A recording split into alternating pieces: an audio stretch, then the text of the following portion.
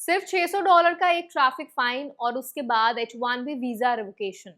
सुनने में ये मामला छोटा लग सकता है, लेकिन अमेरिका में इमिग्रेशन रूल्स के तहत छोटी सी लापरवाही भी कई बार बड़े कॉन्सिक्वेंसेस तक पहुंच सकती है।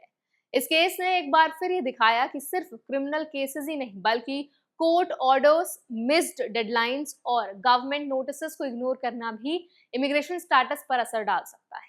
आज इस वीडियो में हम समझेंगे कि इस केस में आखिर हुआ क्या, सिर्फ फाइन की वजह से वीजा क्यों गया, रूल्स एक्चुअल में क्या कहते हैं, इंडियन H1B होल्डर्स की लीगल राइट्स क्या हैं और ऐसी सिचुएशन से बचने के लिए किन बातों का ध्यान रखना सबसे जरूरी है। तो चलिए फिर जल्दी से वीडियो को शुरू करते हैं। हाय, मेरा नाम है वर्षा दुबे और आप मुझे देख रहे हैं एनबीटी टेक एट पर। इस केस में एक H1B वीजा होल्डर को ट्रैफिक वायलेशन के बाद कोर्ट में पेश होना पड़ा।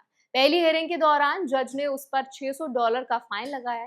यहाँ तक मामला नॉर्मल था, क्योंकि यूएस में ट्रैफिक वायलेशन होने पर कोर्ट फाइन या पेनल्टी देना कोई असामान्य बात नहीं है। लेकिन उसके बाद उस व्यक्ति ने नया अपार्टमेंट ले लिया और एड्रेस बदलने के बाद कोर्ट का अगला नोटिस उसे नहीं मिला। तय समय तक फाइन जमा नहीं हुआ और केस पेंडिंग रह गया। बाद में यही जानकारी डिपार्टमेंट ऑफ होमलैंड सिक्योरिटी यानी DHS तक पहुंची और आखिरकार उसका वीजा रिवोक कर दिया गया। अब यहाँ सबसे जरूरी बात समझना इंपॉर्टेंट है।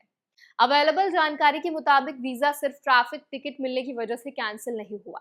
असली समस्या तब बनी जब कोर्ट के ऑर्डर का पालन नहीं हुआ और फाइन समय पर जमा नहीं किया गया।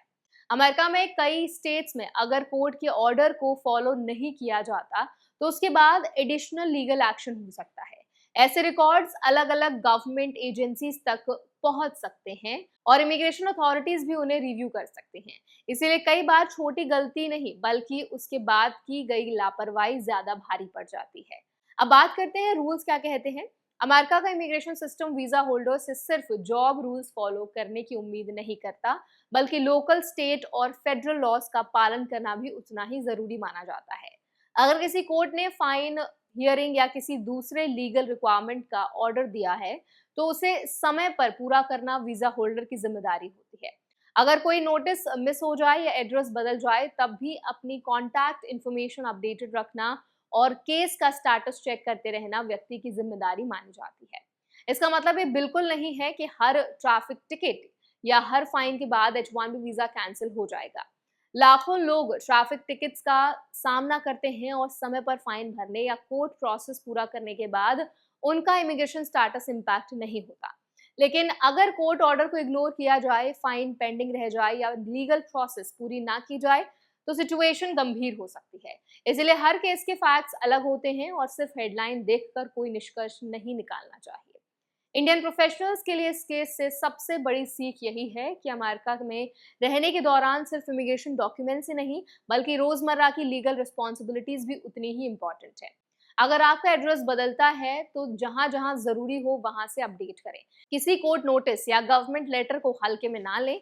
अगर किसी कारण से हेयरिंग अटेंड नहीं कर सकते या फाइन भरने में दिक्कत है तो समय रहते कोर्ट या अपने अटॉर्नी से कांटेक्ट करें। कई मामलों में लीगल ऑप्शंस अवेलेबल होते हैं, लेकिन उनके लिए समय पर एक्शन लेना जरूरी होता है। अगर किसी का वीजा रिवोक हो जाता है तो इसका मतलब हर बार तुरंत डिपोर्टेशन नहीं होता।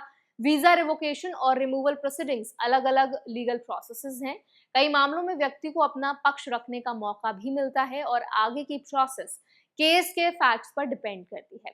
इसीलिए ऐसी किसी सिचुएशन में सोशल मीडिया एडवाइस पर भरोसा करने के बजाय किसी क्वालिफाइड इमिग्रेशन लॉयर से गाइडेंस लेना सबसे सही कदम होता है। तो आई होप ये वीडियो आपके लिए हेल्पफुल रहा होगा। अगर ये वीडियो आपको पसंद आया हो तो इसको लाइक करें, शेयर करें। ऐसे और वीडियोस के लिए हमारे चैनल एनबीटी टेक एट को भी जरूर सब्सक्राइब करें।